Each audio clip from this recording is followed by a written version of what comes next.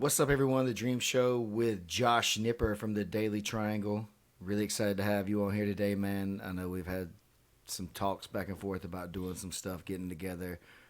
It's good to finally have you on. Hey, yeah, thanks a lot. I really appreciate it.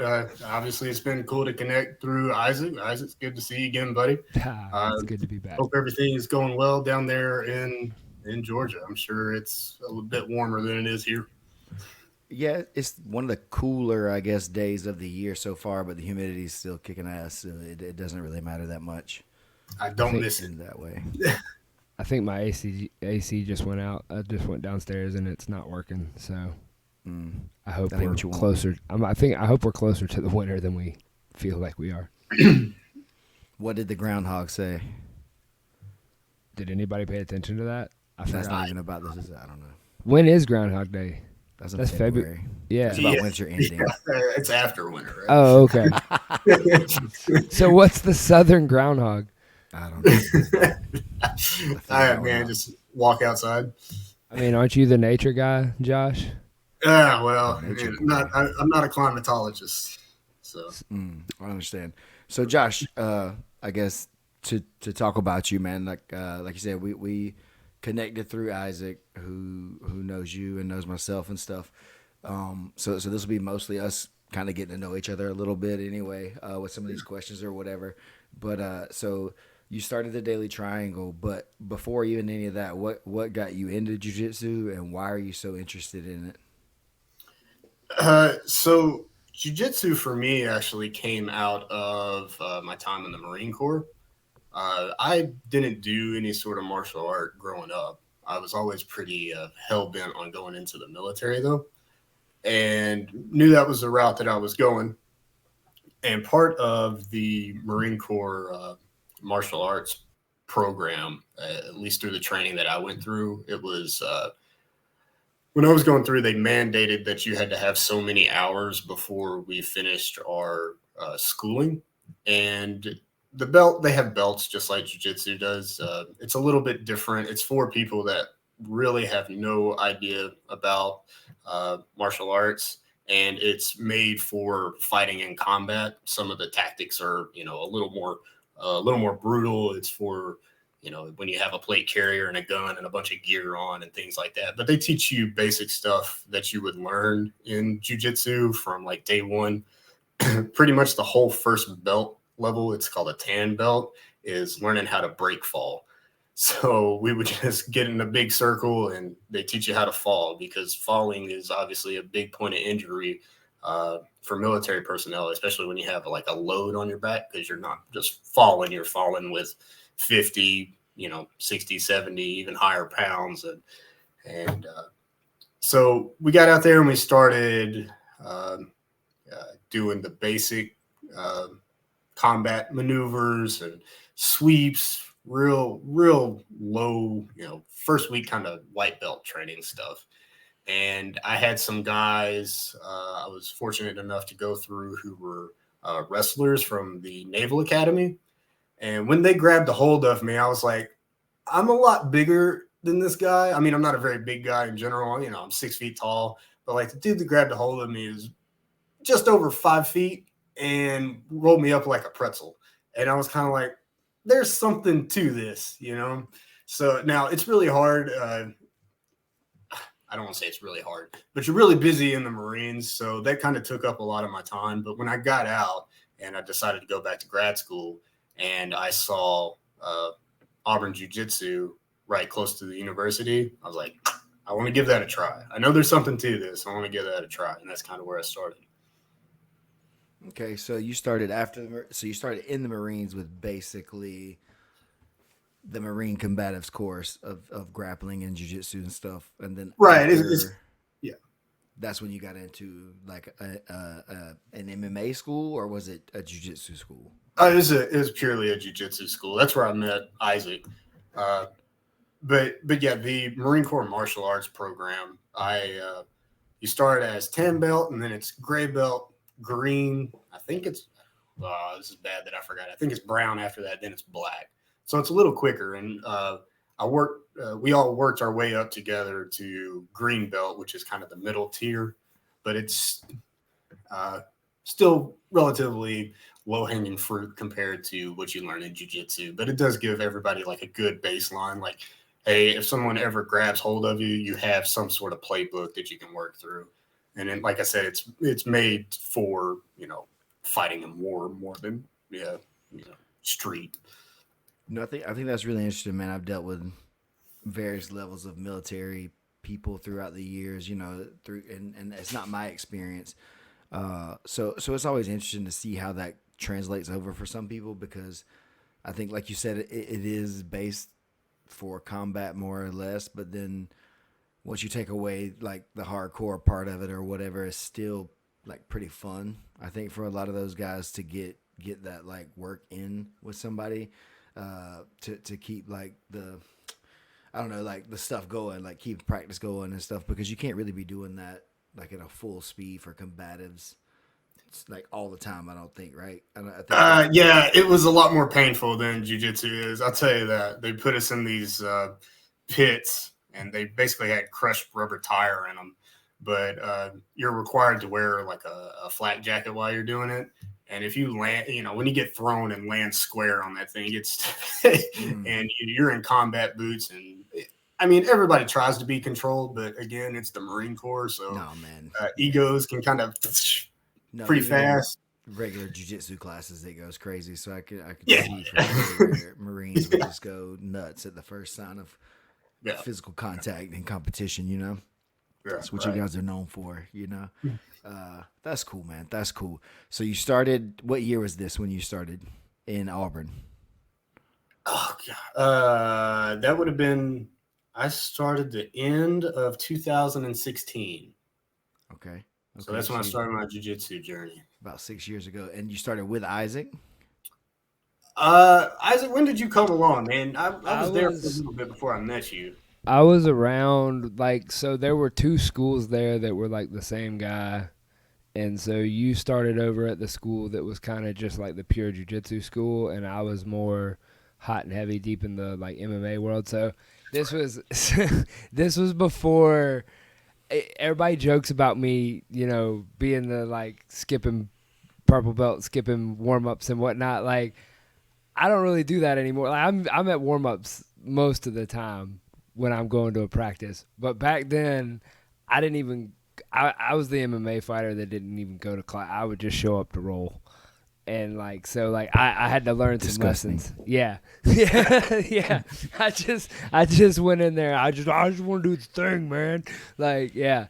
So probably that's why you didn't run across me immediately because I didn't show up to a lot of the like fundamentals classes and things like that because I was dumb. Yeah. And but when I came over there, you had been training with Andy a good bit, I believe, by the time I came around because he was teaching I still, I wasn't he? actually didn't meet Andy until you introduced me to him, man. Oh, okay. I went to Randall's classes. That's So okay. Randall was teaching that one. I was That in okay. I was in basic fundamental, hip bump sweep from guard kind of stuff. That's what's Hey, up, man. turns So out then, in that environment, sorry, cut you guys you're off, but good. in that environment, why did you stick with more jujitsu than going into any MMA stuff or whatever? Maybe with your background, you see any reason that you did or didn't choose MMA over jujitsu? Uh, to be perfectly honest, not stereotypical Marine type. I don't really like getting hit in the face. I It's don't think happened a anybody few. really likes getting hit in the face, man. I think the Yeah, people who say yeah. that are liars or trying to fake tough people. I didn't like getting hit in the face at all, ever either. The Yeah, point I was to mean, not get hit in the face. Right. The guy with the least amount of hits wins. right. But I really was just drawn to kind of the art of jujitsu. Um, and it fit well with my schedule, and I really enjoyed it because I remember, especially when I first started, I mean, I was still in really good shape coming out of the Marines. I mean, 5 minute mile, do 25 pull-ups in a row kind of deal. And I remember just being exhausted after grappling for the first time. And again, it kind of vindicated the fact that, like, wow, there is something to this, right? Mm. And the more I did it, the more I just kind of got sucked in. And next thing you know, I'm here talking to you. Here we are. It's been a long, winding road to get here. I first heard about you because I saw this Instagram page showed up that said it was a daily triangle, and I was like, man, what kind of shit has Isaac started now? Like, I was like, man, Everybody thought that I had started another project. I that was the first so thing I did is I texted him and I said, man, I hope the name's not a rip off. straight got him. Everybody was like, got him right away. Uh, but after that, we found out that it was another person that he was affiliated with. You're no longer in Alabama. Now you're in Anchorage, Alaska. Anchorage, Alaska. It's a bit Long of a way. move there. Yeah, Um, drove it. was the Daily Triangle something that you had thought about prior to moving away, or is that something that when you were away up there in Alaska that you just kind of wanted to do to get more connected to the community? Uh, a little bit of both. I will say I didn't really think about starting a website ever. It wasn't really in my interest or in my scope because I just finished grad school Mm. and I was coming up here to Alaska to go work in natural resources, which is what my degree is in, right? Okay. And uh, I mean, really out of the blue one day, and I kind of bounced this idea off of Isaac, uh, and hearing from the guys that I train with now, and the fact that I had to take some time off because of COVID from jujitsu, kind of military mandated, unfortunately. My wife is active duty, so when that came, I mean, it shut the military down. Yeah, they were scared to death of getting that for a while. So, me being married to one, I had to be really careful too. And so I was out of the game for a year and a half. And when I finally was able to come back, I was like, man, I've really, really missed this. And unfortunately, when I had to stop, it was like right when I got my blue belt. Mm. And so I was one of those blue belts that disappeared. And I was like, I don't want to be one of those. I really enjoy it. But, and I was talking to Isaac one day and I was like, a lot of the guys up here are complaining that they can't find things to go compete in. Now, Alaska is kind of a thin market anyway, because it's just a smaller by population, huge, geographically, when it comes to jujitsu. And I got to thinking, and I'm sure you and I know, or we all know, like common places where you can find some events, but there's nothing there that kind of does things in totality. And I just started playing with it. I made my own website and started pulling everything that I could find, via Instagram, the internet, some of the major organization websites, Smooth Comp. We all know Smooth Comp, and I just started pulling the stuff from there, putting it in a database, and it just slowly got better and better and better. And I improved it, improved it, improved it. I actually just got off a call with my software engineer before I came on here with you guys. So like the fact that I work with a software engineer, it's kind of a testament to how it's growing. So Hey, so props, it's man. Props, no yeah, doubt. yeah, That's not a it's been joke. great. Props. That's really cool. So it's not. It is something that I've like thought, and as someone who's been an upper belt for a while, guys would come up and ask, "Man, how do I find out where tournaments are or whatever?" And it's like, "Oh, you got to look at Naga's website, or you got to go look for New Breed's website, or you got to go look for each individual place's website and try to hope to find the one near you within a certain that list of 30 or 40 different ones. So I think it's definitely something that's really interesting and something that's really needed for the local scenes around the country. Everybody knows the big tournament stuff and Right. where they're going down at and all that stuff. So it's easy to see. I think it's really cool that you're taking your time to shine a light on other people as far as seminars that are going on around the country and events as far as tournaments and stuff like that that's going on. I think it's really really cool. Is there something that are you like in competition, not in a bad way, but like in a similar way, but as a smooth comp, or is what would be the difference in where you think the daily triangle is going versus like a smooth comp? So, so the big thing with Smooth Comp is that it only does competitions, right? If you wanted to set up a seminar, there's nothing there for that. There's also nothing there for camps.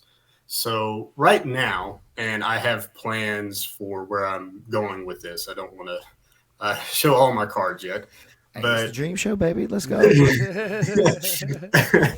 Nah. heard uh, it first. uh, but the big thing is like I really want this to become a launch pad for all competitors in BJJ, to where you kind of synonymously think, where can I find stuff? You think the Daily Triangle. It's Mm. constantly updated. I make improvements on it literally almost every day. I'm incorporating like new tech to where I can stay as updated as I can. That's kind of the next big step that I was talking to my guy this morning that we're working on. But it's as comprehensive as a list that I can develop, to where you can just go in, put your parameters, and then from there it'll get you to the place that you want to be. Eventually, what I would like to do is set it up to where, Stephen, if you want to do a seminar, you can register on the Daily Triangle. Everybody can sign up. I handle like refunds. Obviously, people can't make it sometimes because life gets in the way. So you don't have to worry about that. The money goes where you want it to go. And it's just as painless as possible. And organization is a big thing that I really try and hone in on. Oh, I think that's really interesting, man. Have you thought about talking to any of the like the CRM companies or whatever that do stuff for gyms and stuff now, like Zen Planner, My Studio, those kinds of people that we use My Studio, but that's the one I'm familiar the most with. But like other people use different things like that, and they have integrated things that for events and stuff like that as far as registrations and stuff. Would that be something you think you could link up with one of those kind of people to help you out, or is that probably too much out of the realm? No, it's definitely a direction I want to go, because you're my target audience. Whatever I can do to kind of support and help you expand and promote your events, I mean that's my end goal. Hmm. So any collaboration that helps that along is something I would definitely want to explore. That's I'm interesting. familiar with some of the for example, my school uses a certain platform that we like scan key cards when you come in and things like that. Mm. Uh, so if there's a way, what I want to do is just suck in all I can to connect everybody. That's kind of the big picture goal.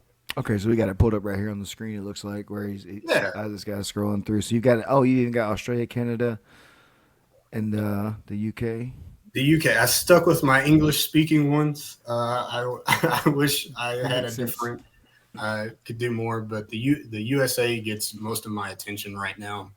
Uh, I'm expanding into those other areas. I'm just kind of laying the groundwork for now, but the U.S. is my main effort. This is Uh, crazy. but yeah, and I'll go ahead and tell you one thing that me and excuse me, Zach, that's the software guy that I work with, were That's discussing this morning. crazy. So Isaac, if you wouldn't mind, buddy, could you click on USA for me? Yeah, yeah, yeah. So we How's it talk pull about the how show? we talk about how to improve things. So for now, if you click on details on one of the events there, so what we're going to do is how I used to do the who, what, when, where, and then it has a link to where you can go register. We're actually going to drop that, axe that, and now you'll just click on details. It'll say link. So give you one more little direction to where we delete a step to get you to the information as fast as we can. Hmm.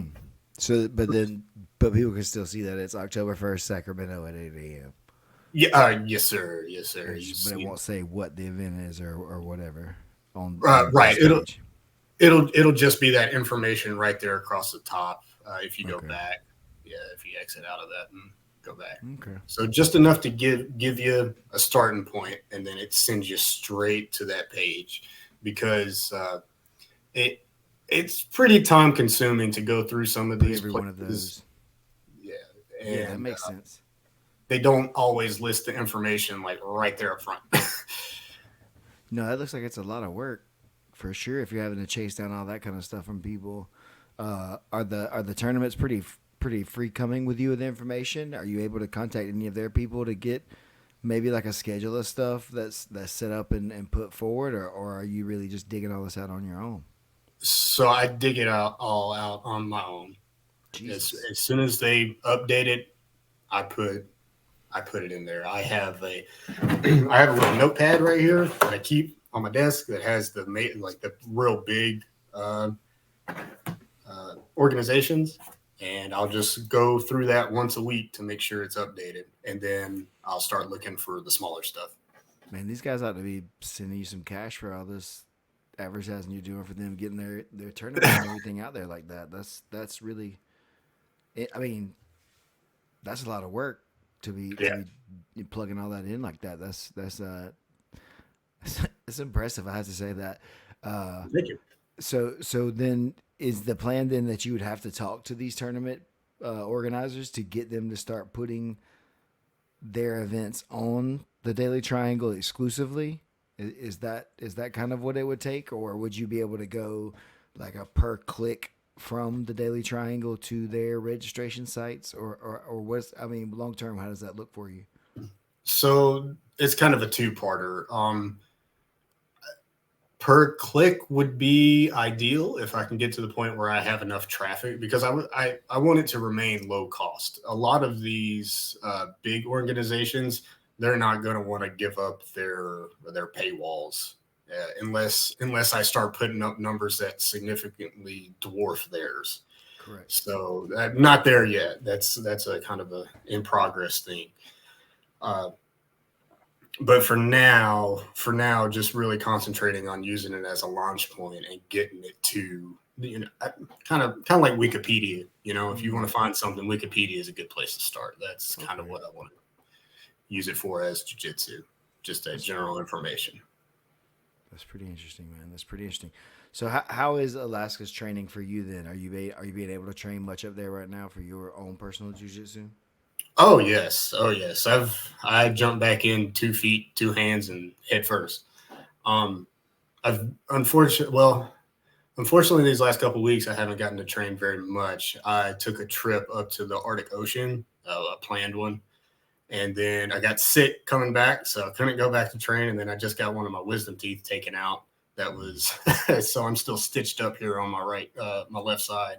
So I've been off for like a week, and it feels forever. But I've been, I mean, at my height, I get to train when I'm feeling really good. I'll push it close to 6, 7 times a week. Okay. So I really do my best on not overexerting myself as I'm getting older. I'm kind of learning that trick now, especially getting deeper into jujitsu. I seem to kind of forget all the moves that I know. I'm kind of in that phase. I don't know if that's a common phase, but It I'm in is. that phase now where it's like I knew what to do there and I just forgot to do it. So just more mat time to kind of help me overcome that. But that's where I am. I've always been a morning person, so I typically would do the 6 a.m. classes. Mm. But now, being this far north in Alaska, I think I'm going to switch to the 9 a.m. classes because it gets so dark here. You can't see anything. It's Oh so, I shit. mean, it's horror movie dark that early in the morning. And then the snow's about to start falling. And if you let all the morning rush hour traffic get off and they can clear the snow out, then maybe it's a little easier getting to class. That makes sense. That makes sense. Well, you said a couple of things now that have kind of piqued my interest outside of the jiu-jitsu stuff. Now, you said you have a degree. Isaac, you still here? Yeah, I'm in here. All right, here we go. Here we go. He's just going to leave us. No, I just want to make sure he's here to help back me up on some of this in case we get off the I'll rails. let you know. I'm not going to steer you wrong. Oh no, I'm not worried about that. Steer me as wrong as you want to. That's the point here. Uh, so you said you have a degree in natural resources, correct? Okay. Yes, sir. And then so last week you were just at the Arctic Ocean. Yeah, just there. Okay, so how far north have you been? As far north as the road goes until it stops. The fuck does that mean? North. There's a point where people stopped building roads, Steven. I know, Doc. I was just felt like a good It's a promo good hot cut right take. there. Yeah. Good hot take. As far north as Alaska can go. Okay, so you've been So like up to the what do they call that? The wilderness, the the Yukon. wilderness. so so I've been to a place. So I've been to a place called Prudhoe Bay, Alaska, which is Spell an that for oil me. Prudhoe Bay. Spell it. Yes, Oh, I got you. Prudhoe space Bay. got you. Alaska. Yeah, and so that is at the end of what's called the Dalton Highway. The Dalton Highway is famously known, if you've ever seen the show Ice Road Truckers. Oh shit, son, this is way the fuck up there. Yeah, that's what I meant. So, as far the Dalton Highway is very famous. It starts just after Fairbanks, Alaska, which is right in the middle of the state. Uh, Anchorage is here in south central Alaska, so it's about 300 and some odd miles from me to Fairbanks, and about 500 miles from Fairbanks to Prudhoe Bay. I stayed in a town called Dead Horse while I was up there, and I also went camping in the Arctic National Wildlife Refuge, which is about the size of the state of California, South Carolina, not California. It's too big. This size of the state of South Carolina, and is one of the kind of the last untouched wilderness places in the world. That's just kind of blowing my mind. So Yeah. is the Earth flat? Oh God. Based on No, your sir. observations and your scientific opinion. No, sir. It is quite round. Like super round, More egg shaped, but yes. egg shaped. Okay, So, okay.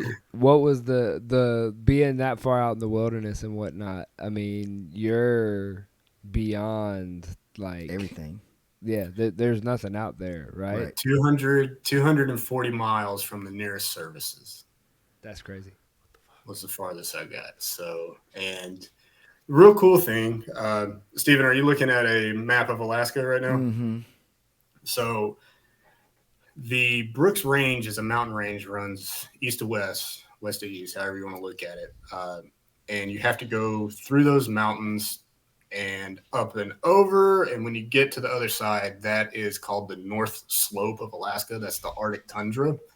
And there's no trees. Trees don't really grow with the permafrost, and conditions aren't right. So it's a real interesting part of the world. I tell people to kind of picture Ireland, and they think of Ireland, except like an Arctic version of Ireland. Obviously, there's a lot more snow, but when I went, it wasn't snowing. It froze on us though, which is pretty wild. And it is scenery kind of out of Lord of the Rings when you get to take a good look at it. Yeah. Oh, okay. There we go. So, yeah, those are the mountains, and crossing those mountains is pretty treacherous. It's not like driving through the mountains in Chattanooga. Sorry, you said you're in Anchorage I'm in Anchorage. and you drove to Prudhoe Bay. We drove the whole way. How far is that? I think it's like 875 miles Oh shit, that's a pretty good That's one drive too. one way. 870 miles. That's chump change. Come on, 875. Is it? How many you? How No, many is that's that a for lot. you? I mean, that's probably a week and a half for me. A week, maybe. Like that's what I cover How many is it from here to there? from Georgia to there From where you are to here? to Perry. From your home to my home or whatever. Oh yeah, that's like I don't know what's 3 hours. I don't know. Hours don't count. That's not real. Time's not real. Okay, all right, here we'll pull it up right now. Come on, fam. You know better than that. Directions from Montgomery. Oh, you about to drop your location? Oh. Oh I was no, about I'm to the say. smart dog. Let's go. 172 miles. We're not live. Okay, so you have to do that, what, 5 times? Yeah, Okay. ish. That's a pretty math. good ride. Well, the real big thing about it, it's after Fairbanks, it's an unpaved road for most of it, and a lot of it is it's pretty rough. I mean, you hit a pothole, it'll tear out your undercarriage if you're not paying attention. Okay, so And why did you do that? it's my goal was to go to the Arctic National Wildlife Refuge, and that's just the best way to see it. And I just I've made that drive. Yep, made that drive. Um, but it was just something that I've always wanted to do, I'm and gonna take that 12-hour flight. it's a long way. It's a long way, Oh, but it'll be fun. I I'll have to send you some of the. Well, actually, I think I have. I'm not sure. I may. I'll have to send you some photos from up there. It'll blow your mind what it looks like. I Yeah, mean, that'd be really crazy, man. That's it. That's really interesting that places like that even exist and people are up there. You know, it's just kind of so far away from here, and it seems so just like disconnected. And like you said too, it's just there's no paved roads and different things like that. The flat earth thing was obviously like a joke, but in natural resources and stuff up in Alaska for you, what is there for you? And obviously there's a ton, but like what are some of your like interests that you're finding up there in Alaska for someone that does like what does a natural resources person do?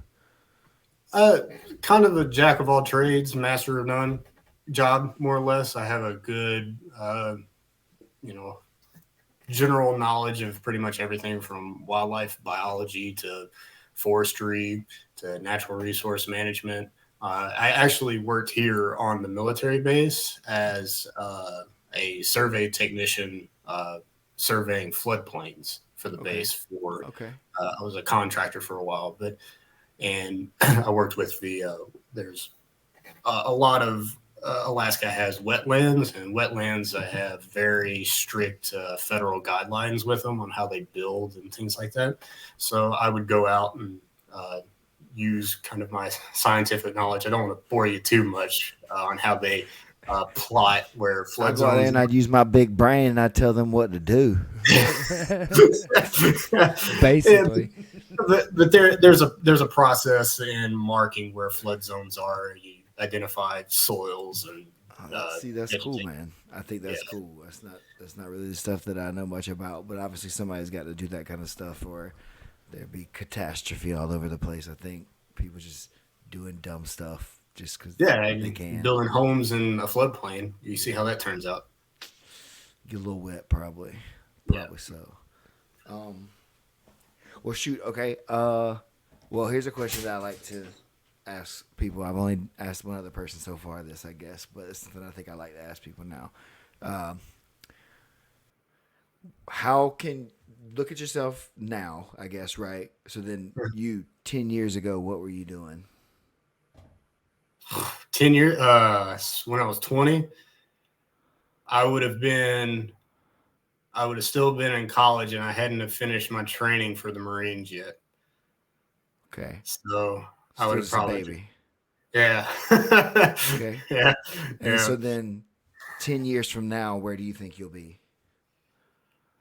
Oh man, good question. I that is a hard one for me to answer as being someone who's married to an active military officer. There's no telling where the world or where the army is going to take me next. It's a cool adventure though. I enjoy it, and it works well considering like I was in the military before my wife was, so I have a kind of an understanding of what she goes through.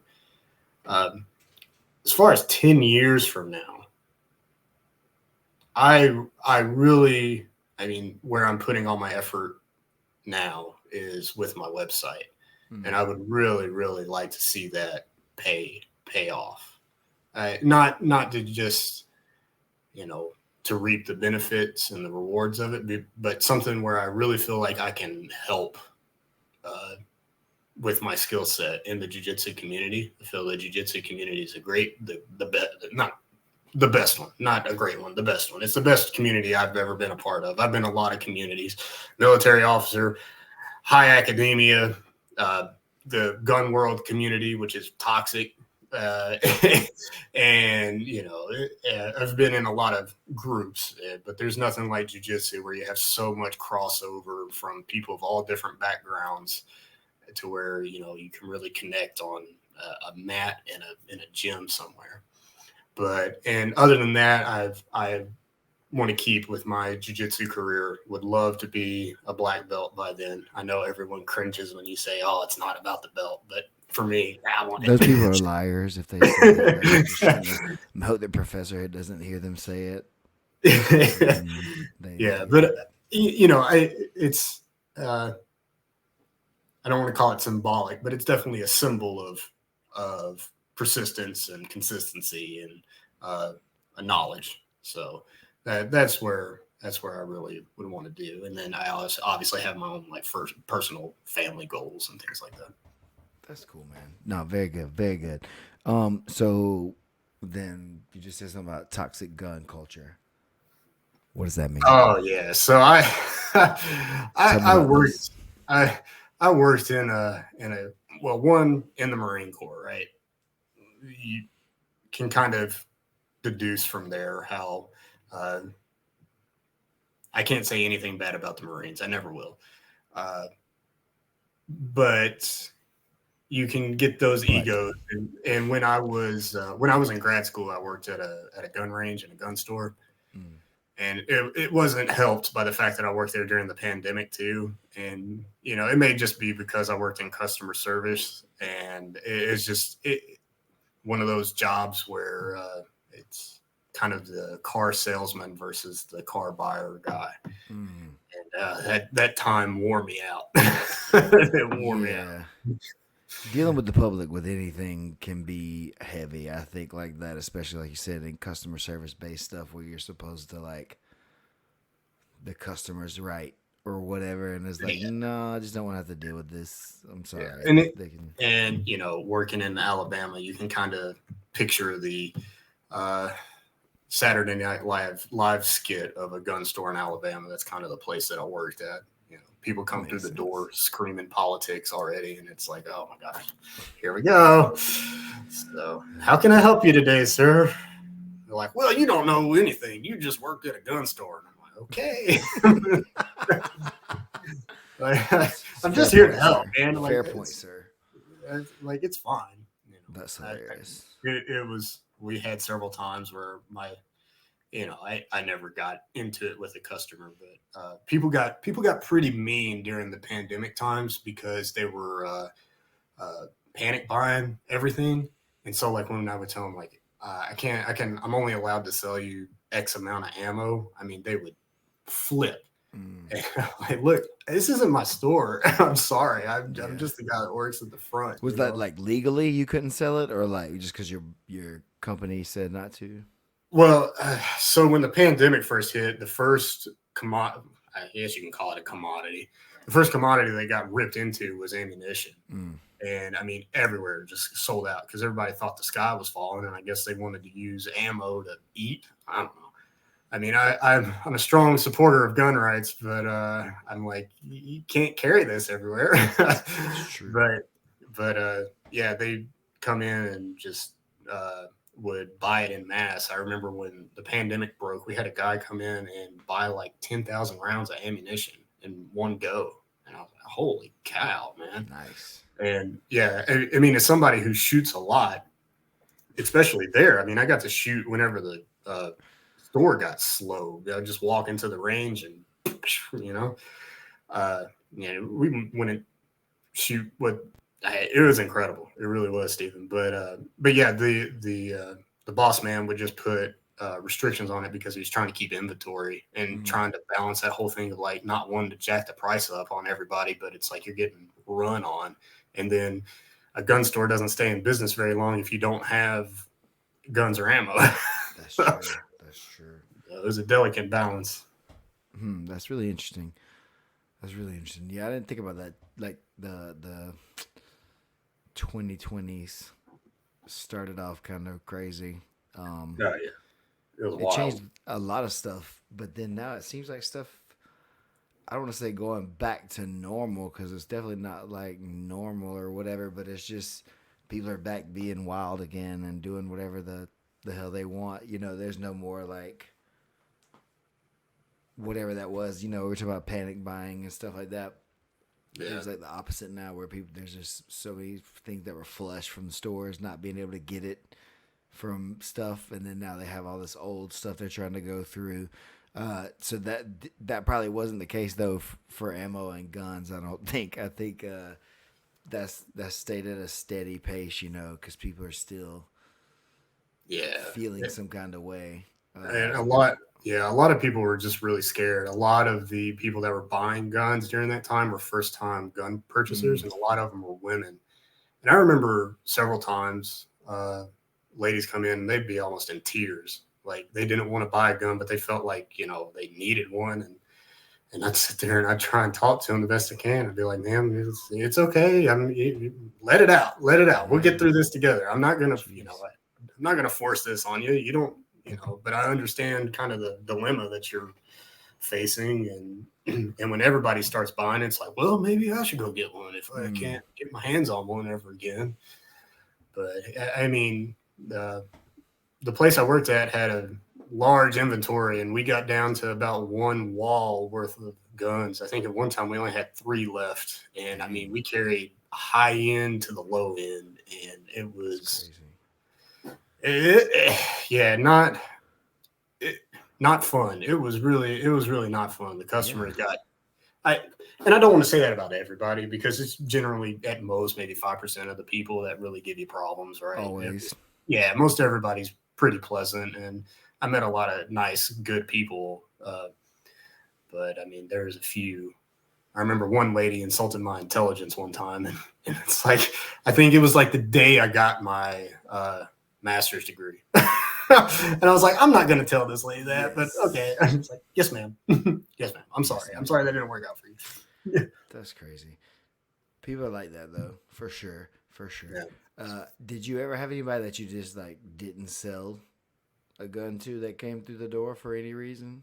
I had one guy I had to kick out. Yeah. Yeah, Can you talk about that stuff? yeah. Oh yeah, yeah. I mean, it was very rare.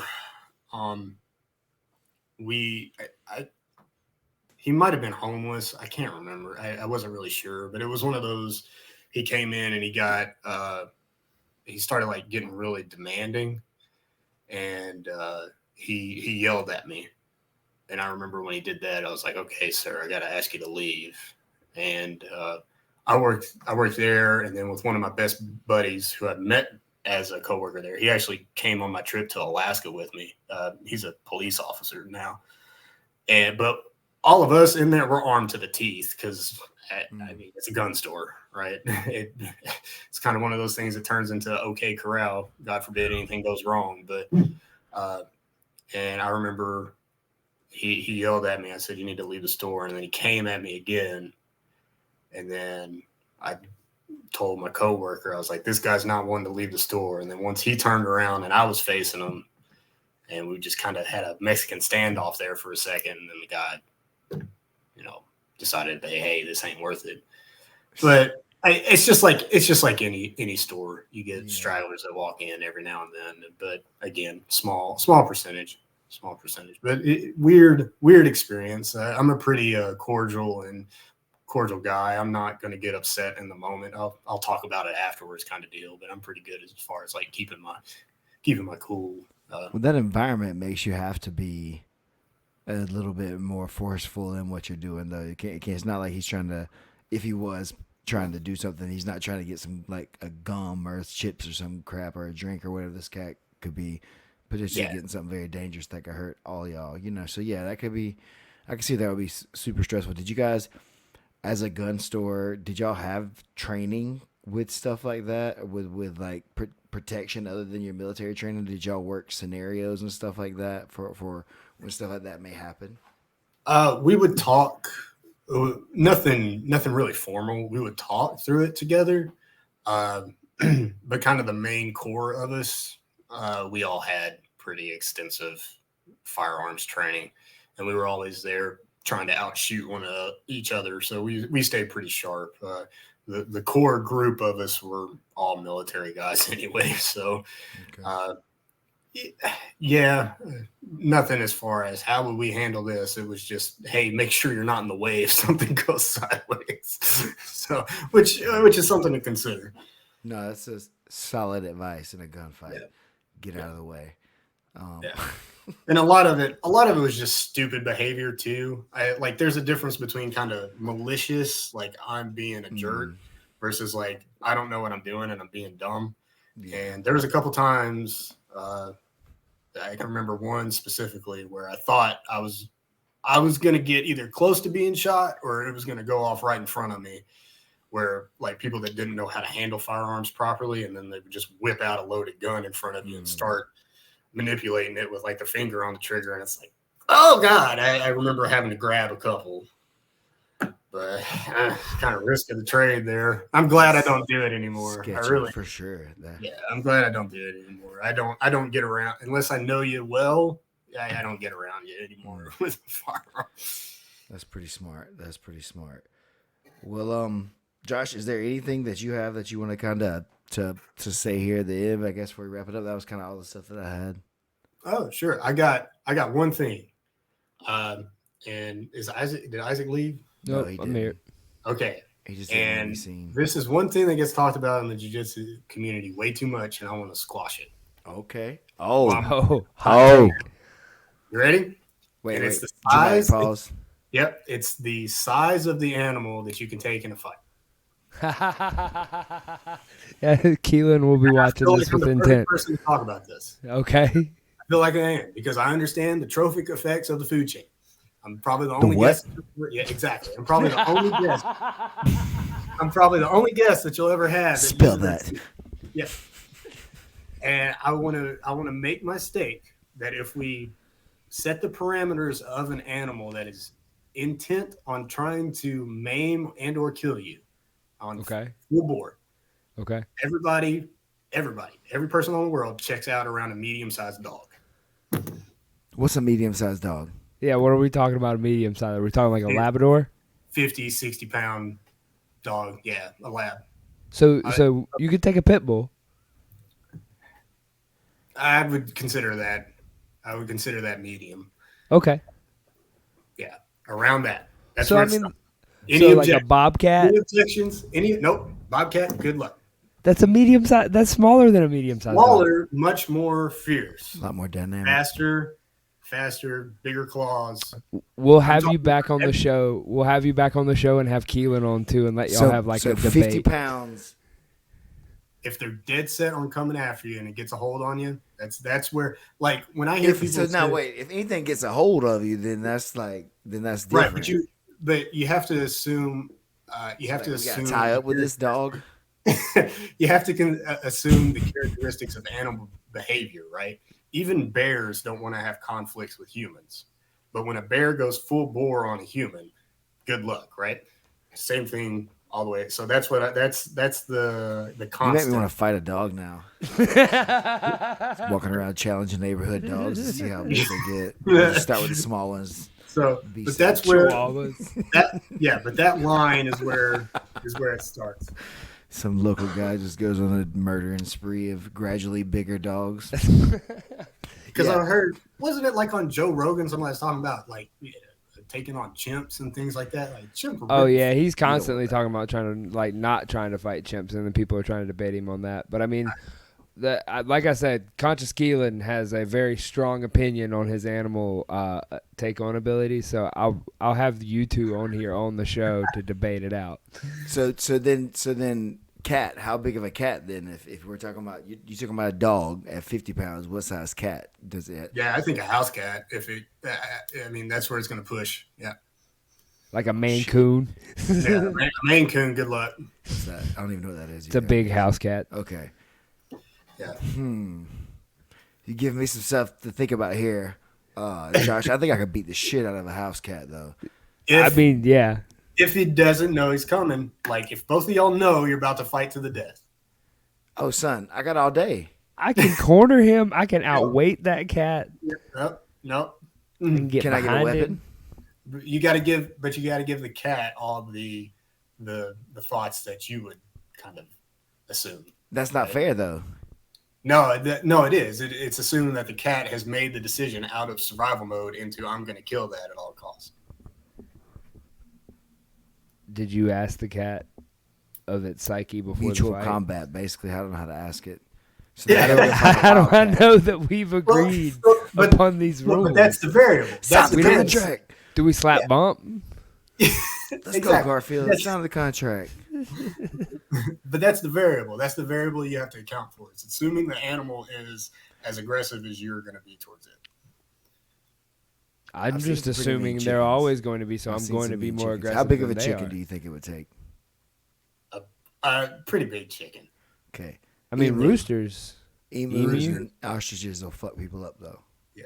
Do you guys know what the top 2 apex predators are on the planet according to science? What?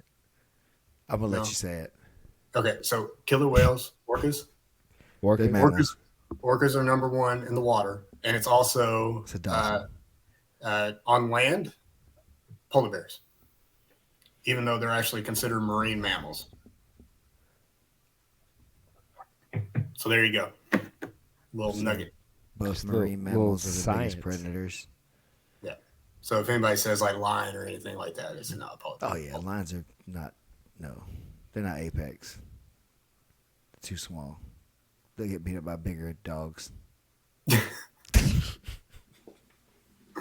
So I felt like this is the perfect platform to put that out there. I've been holding on Dang, to that man. for forever. I wish Yeah. I would have known we were gonna have some of this conversation coming in. I would have been armed for this. Now I felt just like unprepared. I didn't have any. You don't have any to battle facts? back with. No, I don't have any cat facts ready. Shit. Yeah, I think I could beat a house cat though, man. I don't know. I don't know. I think I could take a bobcat. I think up to a bobcat. like a 20, 30 pound bobcat. I'd draw the line at a lynx, which we've had this debate in the car before with Keelan of like the lynx. He thinks he can go all the way up to like a mountain lion. No, lynx will. I mean, they Yeah. have lynx here in Alaska. That's like certain death. Depends on who gets the like. What if I don't get know, the man. jump on him? Like, Let's say, so like, what if if he we gets have the right grip? That Okay. matters, right? If he gets If a grip, you grab a house cat and throw it, then you're like, yeah, you're well, let's say probably- like if he jumps at me and we're squared off, like I don't know. That's what I'm saying. Like I know how to cover and a roll. good up kick That's could what I'm just saying, like, disrupt the entire I'm thing. down. I'm down to fight. For mine too. Me hell bent on killing this cat. I feel like I got a good chance. And didn't one of those Gracie guys say something about punching somebody in the face and they become like black belt becomes a brown belt becomes a so like right. you could bring animals down that food chain as you hit them, right? You know what I'm saying? You ever hit a grizzly? I had to. I ain't never had a grizzly try to run I've up never on been me. in the position where I needed That's to. right. I was I think So that far, was- they've known better. That's all I gotta It'll say. go the other way. If you hit a grizzly, it goes this way. I don't know. I do know that when I was up there with Tori and we were out there on what's the island that they're on? Kodiak. Well, like off Kodiak. It's right off Kodiak. It's where like the refuge is, where they all are. Either way, we flew in on a plane, we landed, got off, and we looked around, and there were like 32 grizzly bears. They were the biggest thing I'd ever seen. And then the guy was like, "Yeah, and for every one you see, there's like 3 more up in the bushes." And you're like, "Huh?" And since living here and like working out in the military area, like the training areas, there's some places where the vegetation, like you can only see about 10 feet in front of you. And tragically, I don't know if you guys heard about it. They had a soldier get killed here by a grizzly bear because he No. walked. Yeah, he walked up on Mama with 2 cubs, like just walked right on her. And yeah. But Yeah, that's yeah, definitely not a fight I want to take on. yeah, it scares me to death, man. I don't even like when I go out to like get my mail. I had a black bear come running near me when I went out to get my mail one morning, and I was like, no more. I opened my door and I like, Firing warning shots on the way out. yeah, it's Jesus, man. scary, man. I was lucky that I didn't get they call them bear tacos when you sleep in a tent. Yeah, I was happy when I went to the refuge that one didn't drag me off because I mean that happened in Montana like the week after I got back. I was like, Yeah. oh my god. That's not Yeah. funny. That's not funny, but the bear taco thing is funny. The fact that people actually die is not funny. I'm Yeah, sorry no. for that. Well, I think she was. You got to be smart about it. I think she was eating in her tent. Oh, So- well, yeah. I mean, that's the most of the things that happen in the wilderness like that too is usually somebody was negligent. There's the like rare occasions of I've heard those weird stories about the polar bears that have hunted people and stuff like that. But Yeah, most of polar the bears will time, track you. yeah, yeah, the If polar you bears pick up, like are gonna kill you. yeah, Listen, if you pick all up, predator animals would track you if given like circumstance, right? uh, If they want to yeah. eat you, like if you're on their food scale, like Polar bears are the only one that I know where they're like hyper carnivorous. I mean, if they smell you from miles away, they come looking. really, And it's not a grizzlies and brown bears. They really don't want that kind of interaction with humans because they've had enough of them. But like a polar bear, if you pick up a polar bear track, you better be in the car like driving away because it's coming. So that's crazy though, dude. I'm not fucking with any bears, but I'll beat up a house cat. I'll stand that's beating up I'll our even house give you the cats. bobcat. I ain't trying to mess with no bobcats either. But that's funny. I think 40 to 50 pound dogs, unless I'm tired that day or something like that. I got them too. So Yeah, They we'll catch take you the after average training. person. You got to use the yeah, average I'm person. way above average. I'll agree with you on that. Yeah, I'll give you that.